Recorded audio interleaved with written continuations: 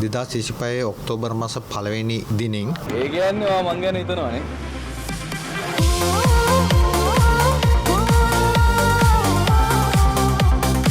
අංක 2456 ඇලයිරක් 41 තියෙන ගැසට් පත්‍රය මගින් පාරිභෝගිකයා වෙත වෙළඳසල් වලින් නිකුත් කරනු ලබන සිරිසිරි බෑග් අතලු සහිත සිරිසිරි බෑග් සඳහා ගැසට් පත්‍රයක් නිකුත් කරා. එම ගැසට් පත්‍රය මගින් අප විසින් දැනුවත් කරන ලද්දේ එම සිරිසිරි බෑග් නොමිලේ නිකුත් කිරීම නොවැම්බර් මාස 1 වෙනිදා ඉඳලා තහනම් කිරීමේ නියෝගයක් තමයි අපි විසින් නිකුත් කරන ලද්දේ. ඒ අනුව ඉදිරියේදී වෙළඳසල් වලින් එම බෑග් නිකුත් කරනු නොලැබෙනු ඇති. ඒ නිසා පාරිභෝගිකයන් හැටියට ඔබගේ යුතුකමක් වෙනවා මේ පරිසරය සුරකීමේ රජයේ වැඩපිළිවෙලට දායක වීමක් හැටියට ඔබ යම්කිසි භාණ්ඩයක් මිලට ගන්නවා නම් එම භාණ්ඩය මිලට ගැනීමේදී ගෙදරින් සුදුසු බෑග් එකක් රැගෙන යාම ධෛර්යමත් වෙන්න. ඒ සඳහා ඔබගේ කැපවීම අපි අපේක්ෂා කරනවා. මෙතුලින් ඔබ රජයටත් රටටත් පරිසරය සුරකීමට දායකත්වයේ දක්වන අතර ඒක අනාගත අපේ පරපුර වෙනුවෙන් ඔබ දක්වන විශාල සහයෝගයක්.